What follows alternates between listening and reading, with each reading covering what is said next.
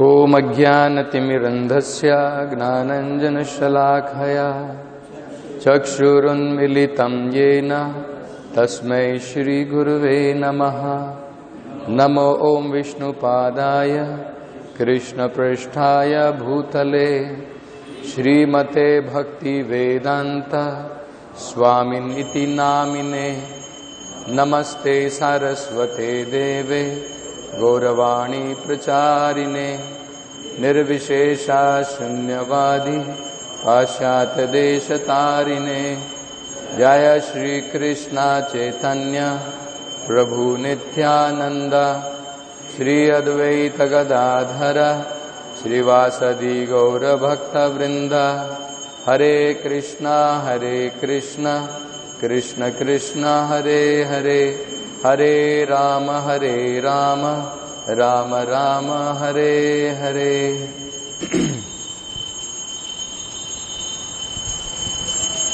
So here we see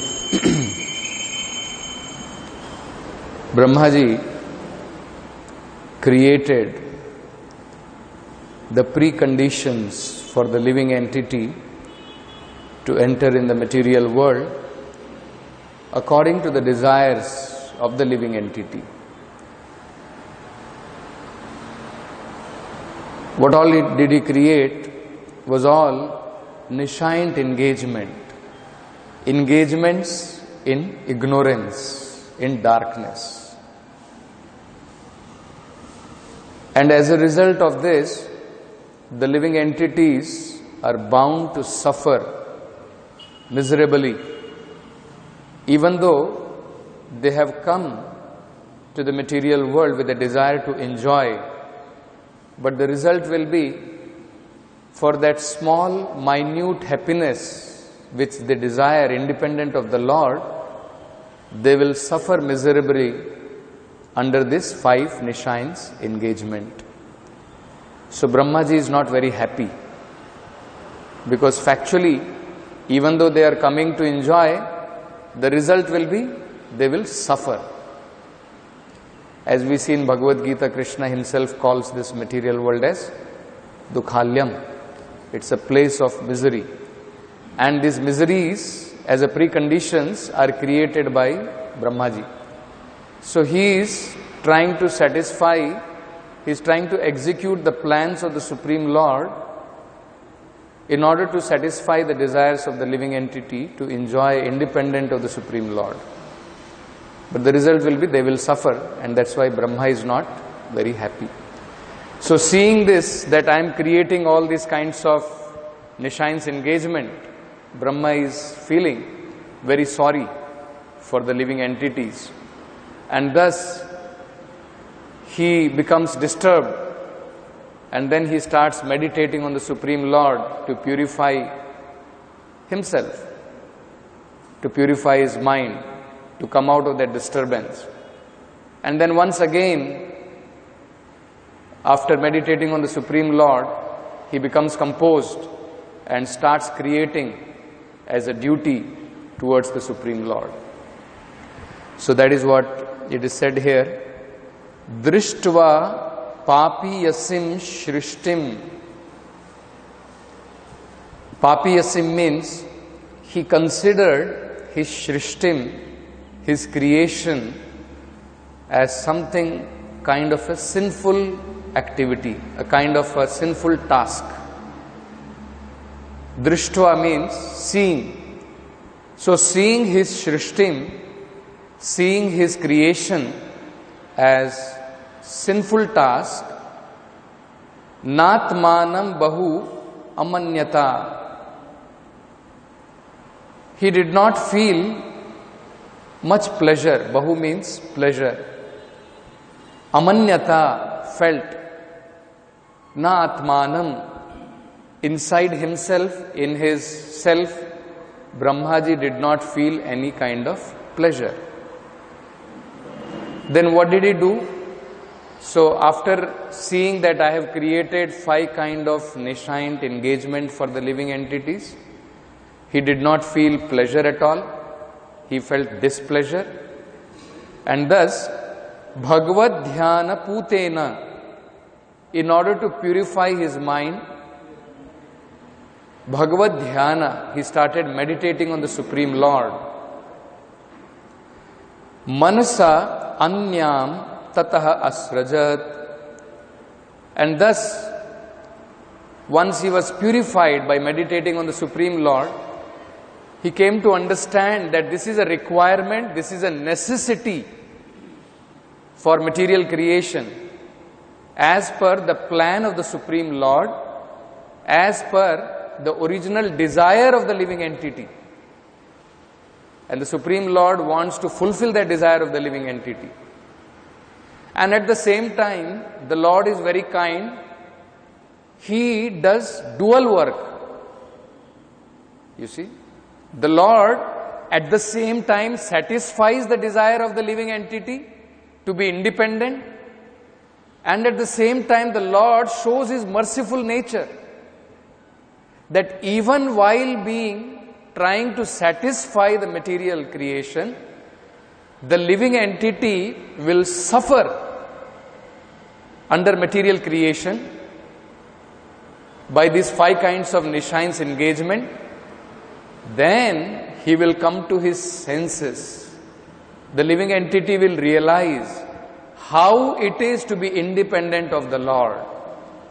And then he will crave, he will desire once again to be situated in his original position, which is completely Anandamaya in relation with the Supreme Lord. So the Lord does that dual work at the same time by giving the living entity a chance to enjoy in this material world. So it's a chance to enjoy, to satisfy their desire, and also a chance to understand that being independent, he cannot be happy. So let me return back to Godhead. So once again Brahmaji became purified and composed, and he started another term of creation as desired by the Supreme Lord, as according to the plan of the Supreme Lord. So there is a very nice conversation with Srila Prabhupada, where a devotee,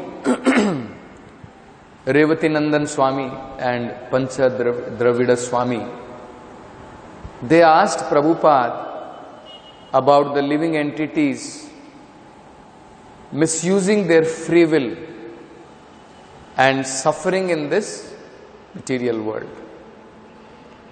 In today's purport also, Prabhupada talks at quite a good length about this minute independence of the living entity. Because someone may consider, there is a common saying, even among the people, they also say, many people quote this word. And sometimes if you go and ask people, why you are not coming to the temple, why don't you come to the temple? No, when Lord desires, I will come to the temple. अभी भगवान का sanction नहीं हुआ है, इसलिए मैं मंदिर को नहीं आया. जब भगवान करेगा, जब भगवान प्लान करेगा, तब मैं मंदिर को आऊंगा. When the Lord desires, I will come to the temple. So many times people will quote like that. They will say, not even a blade of grass moves without the sanction of Lord. Correct? भगवान की इच्छा के बिना एक तिनका भी नहीं हिलता है.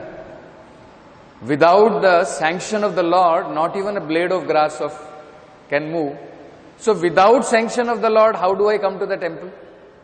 How can I come to the temple? So sometime we also wonder that if without sanction of the Lord, without being desired by the Lord, not even a blade of grass can move, then how have we come to this material world without being sanctioned by the Lord? So it is the Lord who has sent us to this material world to suffer. Why should we be blamed? Or why should we endeavor to go back to Godhead? उसने भेजा है, वो वापस भी लेगा, तो मुझे endeavor करने की क्या जरूरत है? Right? So sometime we may wonder that actually the living entity, if it is completely under the control of the Supreme Lord, then where is the freedom to suffer or not to suffer, to surrender to Krishna, not to surrender to Krishna? Somebody is inspired by Krishna, he will surrender. Somebody is not inspired by Krishna, he will not surrender. Some souls are sent to the world to suffer, some are not sent. Nitya Siddhas are not sent to the world. Nitya Baddhas are sent to the world, they suffer. So here looks like some kind of partiality by the Supreme Lord. Some people he desires to send, some people he does not desire to send. Some people he inspires to surrender, some people he does not inspire to surrender. Lifelong they will be sinful, they don't surrender. So what is it? What decides? Isn't it? So this is a very crucial question sometimes people get caught into. So let us try to understand. Prabhupada clarifies it very beautifully. So this is what we will try to understand. In today's purport, Prabhupada gives a very good description about how the Supreme Lord is fully independent. What is he called? In the first sloka of Srimad Bhagavatam, Swarat. Swarat means he is autocrat. Swa means auto. So he is autocrat. That means no one above him, or there is no law which can dictate, you have to do like this, you have to follow certain law. He is an autocrat. What he desires, he can do. That is the meaning of Swarat. He is fully independent. The living entities are part and parcel of that fully independent Lord. Being his part and parcel, we also possess the same qualities as the Lord, but not fully. We also possess the same qualities as the Lord, minutely, because we are minute part and parcel of the Lord. Amsha. So, simple logic. The Supreme Lord possesses free will, independence. Similarly, as part of Krishna, as part of that fully independent Lord, we also possess minute independence. That minute independence, the Lord's giving respect to the minute independence of the living entity, is the real cause that we can decide whether to surrender or not to surrender, whether to obey the Lord, not to obey the Lord, whether to serve Lord or serve something else from the Lord, beside the Lord. That minute independence, that minute free will is that cause. So, when we misuse that free will, we suffer. When we use it properly, we enjoy in relation with the Lord. So that is the whole cause of living entity falling down in this material world. Those living entities who do not misuse their free will, they don't fall down. Those who misuse, they are fallen down in this material world. Anyone who is in this material world has misused his free will. And that's why we are here. Anyone who is in prison house, we can understand he has committed, he has misused his independence to go against the laws of government. That is why he is in prison house. But of course, everybody in prison house cannot be misunderstood to be a prisoner. Sometimes the king himself walks inside the prison house. But even though he is walking in the prison house, he is still a free man. And by his dictate, even the police superintendent, the police commissioner or inspector, whoever is the in charge, can free a prisoner. You see? Even if there is no law. Right?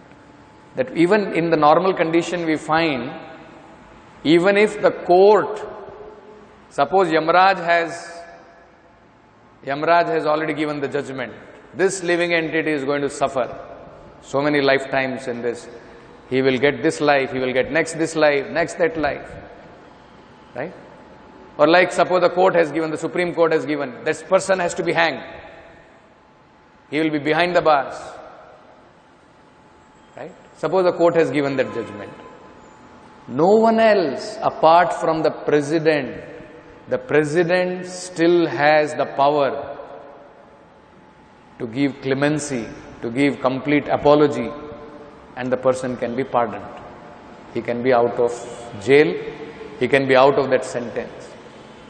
So similarly, only the Supreme Lord, by his mercy, the living entity, because he is completely Swarat, he doesn't have to even follow any rules and regulation. We may become Muktatma by sadhana. Sadhana Siddha we are called. We earn it. Of course, by that also does not mean that after earning the Lord has to give it. That we should not misunderstand. It is still by the mercy of the Lord. But sometimes one may not have performed any sadhana and is called Kripa Siddha. Just by the mercy of the spiritual master, just by the mercy of Krishna, the living entity can be completely freed from this material world. By the mercy of the Supreme Lord, by the mercy of his pure devotees. He is called as Kripa Siddha. So the Supreme Lord is independent. His servant is also independent by the mercy of the Supreme Lord. So, it is by the free will, misuse of his free will, the living entity comes and suffers in this material world. So this devotee, Revatinandan Swami and Panchadravida Swami, they started discussing with Prabhupada. They were having a discussion about this free will. So Prabhupada gave the understanding, yes, it is by the misuse of the free will, the living entity comes in this material world. And then Prabhupada quoted that if he is fortunate, Brahmande Brahmite Kono Bhagyavan Jeev, Guru Krishna Prasade Pai Bhakti Latadi. So if the living entity is, somehow he becomes fortunate, then he will meet a spiritual master and by his mercy he will attain Bhakti Lata. The Lord will implant bhakti in his heart. And then gradually he can come out of this material world. So they asked a question, what decides who is going to receive this Bhakti Lata Bij in his heart? What decides? Who decides that? Is it by some kind of chance? The Lord decides just like this, okay, today I will give mercy to him. And this living entity is given mercy. So is it by chance that somebody gets Bhakti Lata Bij and others do not get? Sometimes we find, so these devotees were saying, we were very, very sinful, isn't it?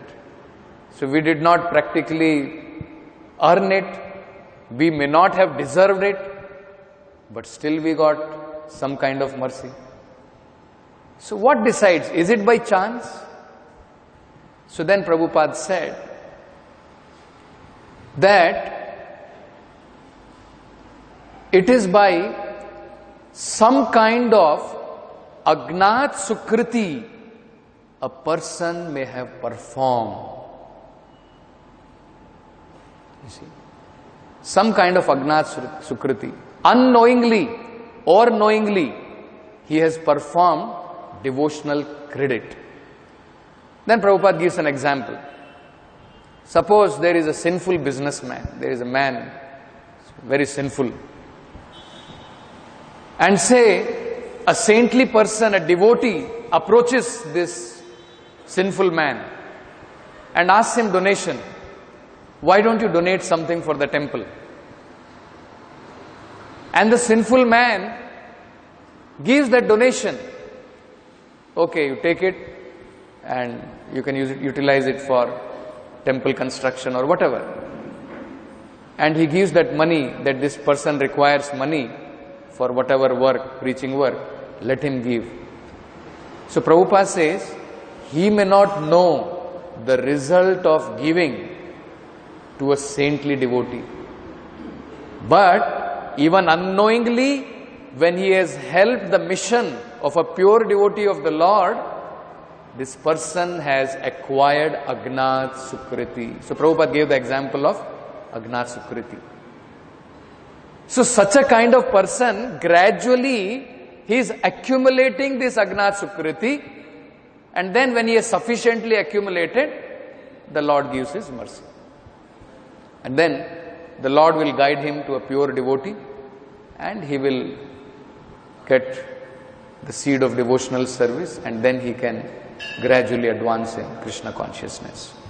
So Prabhupada gave this example.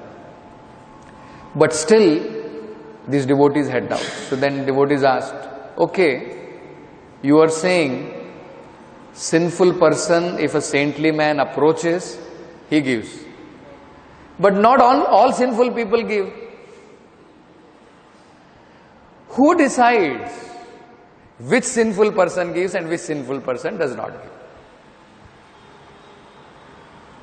So is it there also, is it by chance? One man gives, one man does not give. So then Prabhupada says, Krishna dictates. When Krishna dictates in somebody's heart, here is a saintly devotee, you give him, he requires money. Krishna dictates from his heart and he gives.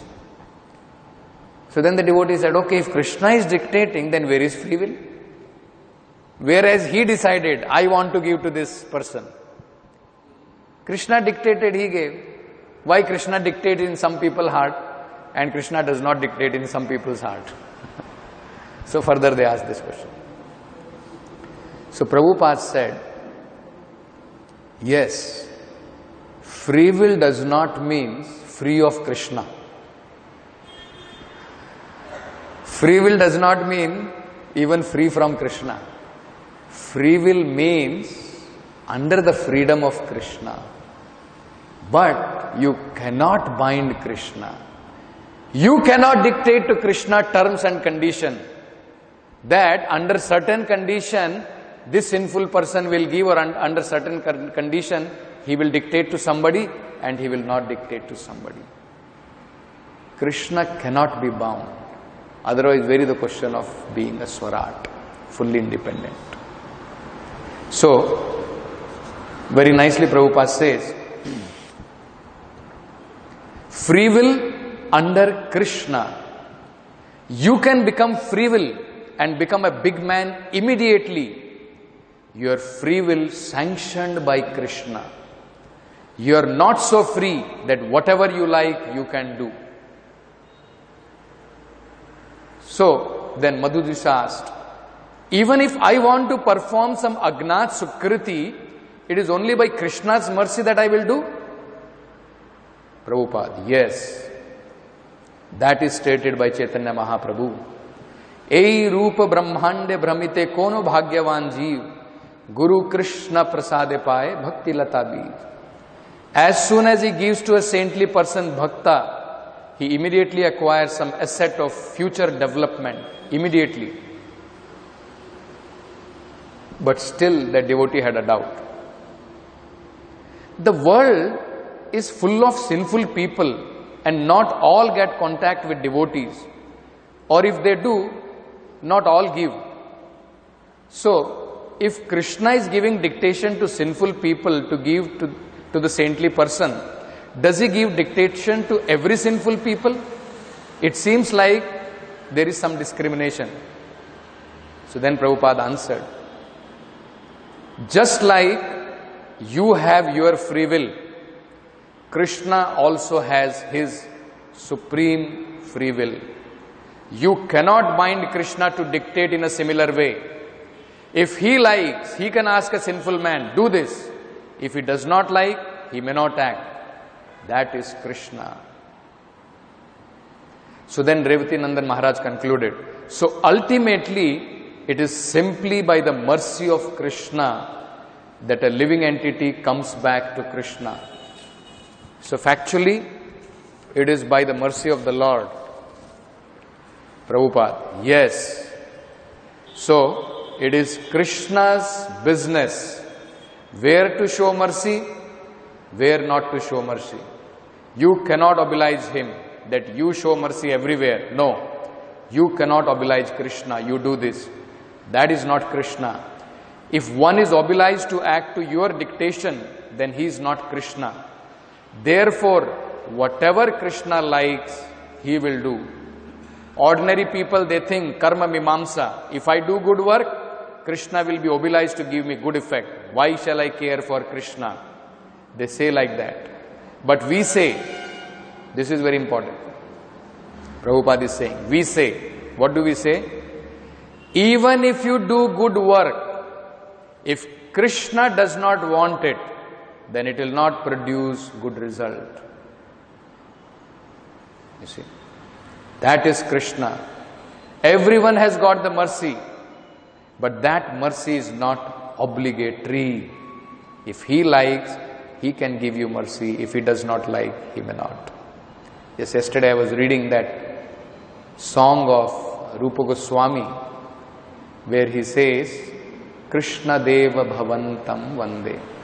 Yadyapi samadhishu vidhirapi pashyati natava nakhagra mariche. That I am actually having no hope in one sense, because even great, I am a very small tiny living entity. Vidhirapi pashyati. Even the creator, vidhirapi means under whose rules and regulation this world is running. Brahma, he is big personality. He is the greatest personality of this universe.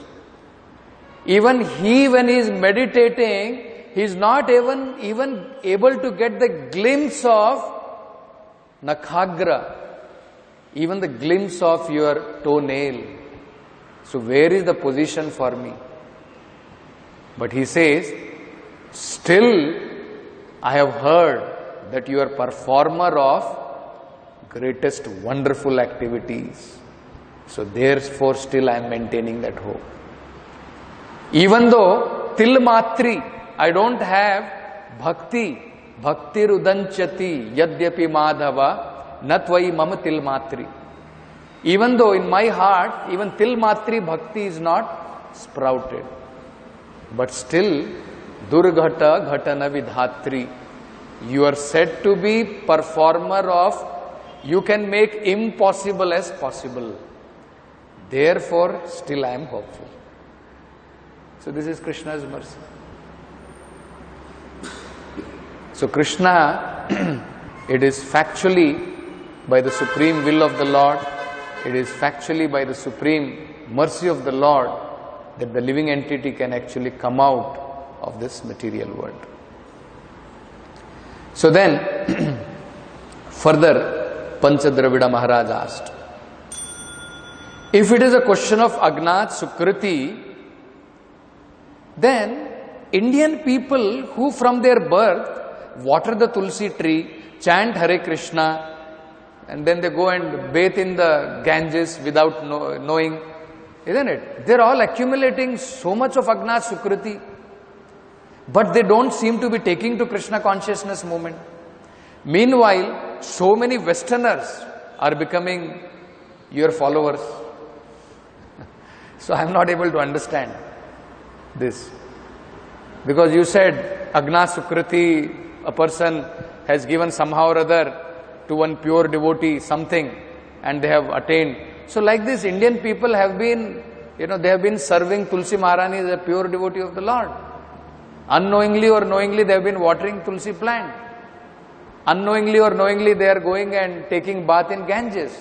Ganges is what? It is Charnamrit of the Lord. It is coming directly from the feet of the Lord. So knowingly or unknowingly, they are in touch with the pure devotees of the Lord.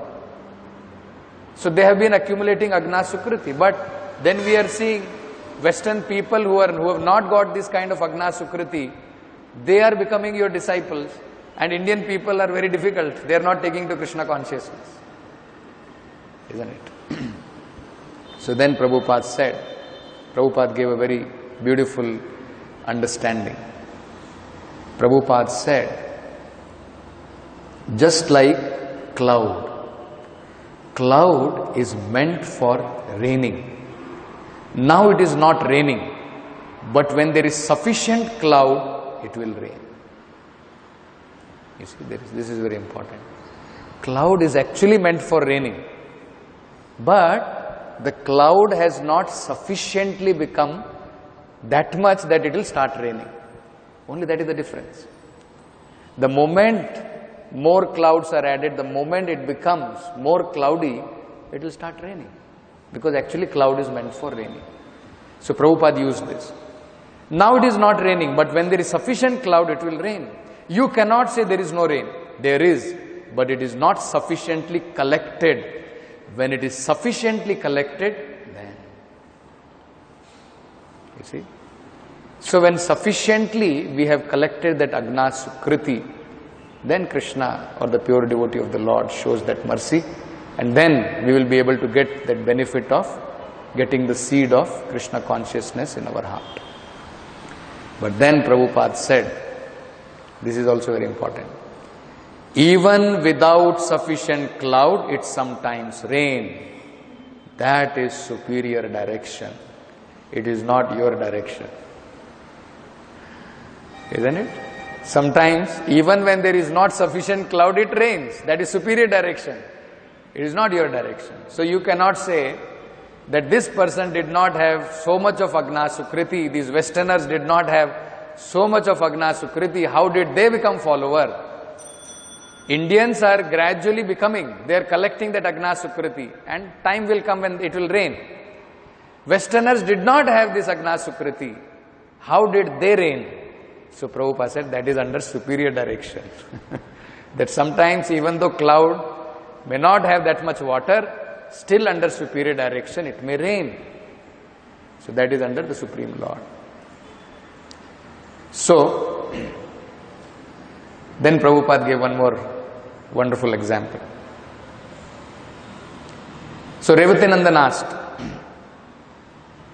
Krishna's appearance in the world, it seems like whenever there are certain conditions, yada yada hi dharmasya, dharma is coming down and adharma is rising, some conditions are there, then Krishna descends. So is it under certain condition that Krishna comes? Prabhupada said, no. Krishna comes when he wants, not according to your conditions. And then Prabhupada looked at his watch. And then he made a sudden declaration, finalizing the debate. And then everybody laughed also. Now it is 6:30.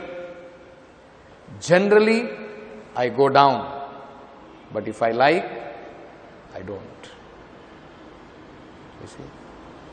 So, Krishna generally may come when adharma is rising and dharma is rising, but if Krishna likes, he may not. So Prabhupada is giving that example. You cannot bind Krishna. Prabhupada is saying now it is 6:30, generally, Prabhupada says, generally at 6:30 I go down. Let us say I am in my room, at 6:30 I go down for walking, taking a walk. But if I want, I may not. You cannot bind. You see. So, this is what we have to understand. So, Prabhupada is saying in today's purport, is explaining about how the living entities misuses his free will, comes to this material world. Krishna very kindly first he tries to hold his hand and say, don't go down, don't glide down to this material world. But unwillingly, respecting the free will of the living entity, when the living entity still insists, no, I want to be independent, I want to go down, the Lord leaves our hand and we slide down, glide down in this material world. Life after life to rot in this material world. Sometimes practically with no hopes to come out of this material world. And then these 5 conditions are imposed. The moment we leave the hand of the Lord, come to this material world, these 5 kinds of conditions are imposed on the living entity. Just to refresh about those 5 kinds of conditions which were imposed, which we saw in the last verse. Anyone remembers? The 5 kinds of stringent conditions which are imposed on the living entities to glide down in this material world. So Prabhupada points out, actually the Lord is unhappy, unwillingly. Similarly, the servant of the Lord is also not happy. Brahmaji is given this thankless task that the Lord has sanctioned, okay, these living entities want to enjoy independent of me, they want to go and rot in this material world, okay, allow them. But Brahma is still feeling dissatisfied. My God, what a kind of work I have to do, isn't it? I have to make these living entities suffer. I have to create conditions by which these living entities will suffer. Correct? Nobody will be happy. So it's a thankless task, but it is required. So Brahmaji became very disturbed. He saw that it's a sinful kind of task which I am performing. But by meditating on the Lord, he came to understand that actually it's not exactly a sinful task. It is required by the living entity. The Lord has sanctioned it out of His mercy. So once again, Brahma became composed and he started another creation, work of creation, creating these 5 kinds of nishayans and other things. What were the 5 kinds of nishayans which Brahmaji created? Sanskrit words, and how Prabhupada translates that.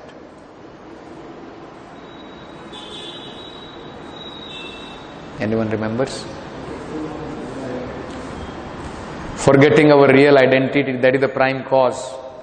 What is that? Prabhupada, which word in that verse Prabhupada translates as forgetting our real identity or self-deception. Self-deception means actually I am something else, but I am deceiving myself and thinking myself to be matter. That is tamaha. Tamaha means darkness in self-knowledge. You see? It's very important. Light means jnana, right? That is how light is compared to. Tamaha means darkness. Darkness means what actually? Absence of light. Correct? Absence of light. So Prabhupada translates tamaha, not just darkness. Darkness in self-knowledge. What is self-knowledge? I am part and parcel of Krishna. I am servant of Krishna. That is self-knowledge. Tamaha means darkness in that. What is darkness in that? Self-deception. Meaning, I am not part and parcel of Krishna. I am matter. I belong to this material world.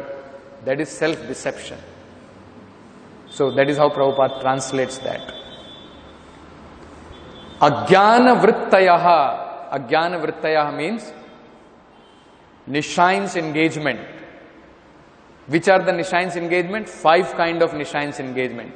Beginning with tamaha. Beginning with denying our real identity. Having deception in our self-identity. That is the beginning of that. So, once we misidentify, forgetting our real identity, then everything else begins. So, begins with this. Then Prabhupada says, next what comes? Prabhupada says, next comes tamishram. The moment you forget your real identity and you identify yourself with material nature, Prabhupada says it is because of anger or enviousness. Anger and enviousness, Prabhupada quotes this.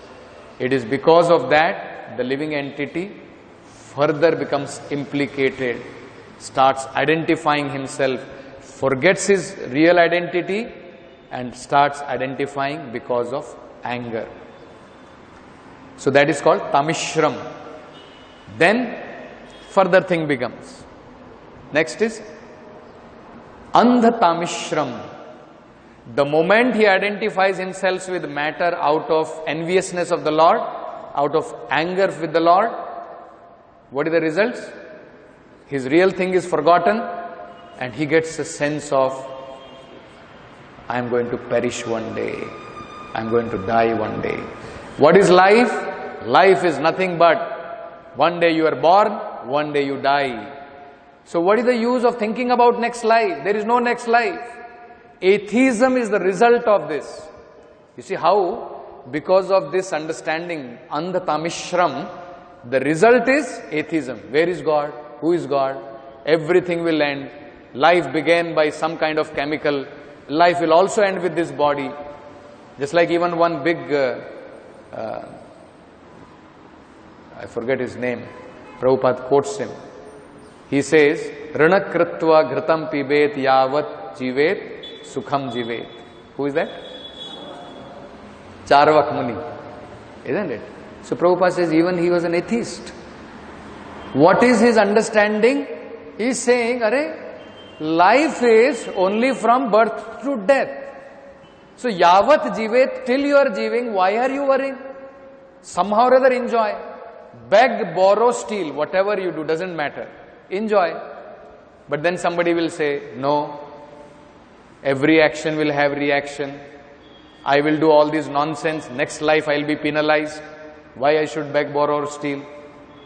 Isn't it? So he says, Bhasmi bhutasya dehasya kutaha punha agaman bhavet.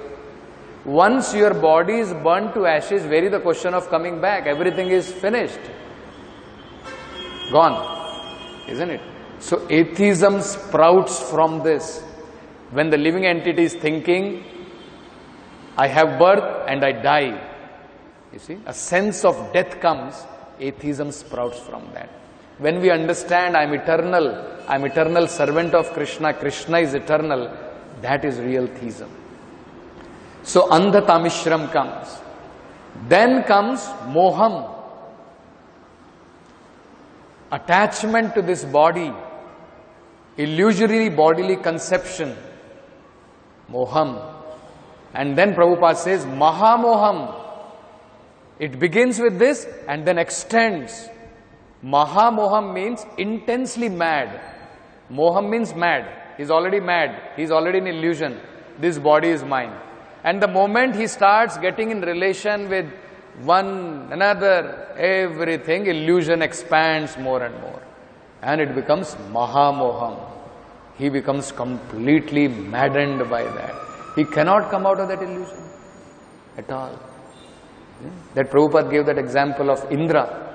Indra, he became a pig, right?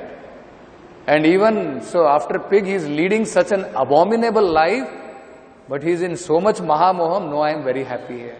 My children are there, my wife is there, everything. Isn't it? Atah graha sutapta vitter janasya mohoyam aham mameti. Person gets caught into this and is practically becomes mad. So Prabhupada translates that as ownership of enjoyable objects. You see, one after another we start accumulating. My wife, my children, my house, my property, my nation, my society, and a person becomes completely mad in that. Very difficult for him to come out. So actually the living entity suffers under these 5 kind of nishayans. Until and unless we know this, it is very difficult. You see, these are all binding. So Bhagavatam explains there is only one method. Yad anudhyasina yuktaha. You have to take the sword of remembrance of Krishna by chanting the holy name of the Lord. That sword we have to take, and then karma bandha vimuktaha. Then it is possible that we will be able to cut off all these various kinds of engagements. So it's only by the mercy of the Lord, remembrance of the Lord, with that sword we will be able to cut out these nishayans. Otherwise, as we can see, Brahma is explaining how the living entities suffer life after life, and he is also worried, he is also feeling that miserable condition, that how the living entities is feeling very sorrow, saddened about the condition of the living entities. So Prabhupada says, no devotee of the Lord will be happy to see that living entities are gliding down to the hell. He wants to go out and preach, he wants to reclaim the fallen conditioned souls on behalf of the Lord. So with this we'll stop. Granth Srimad Bhagavatam ki jai, Srila Prabhupada ki.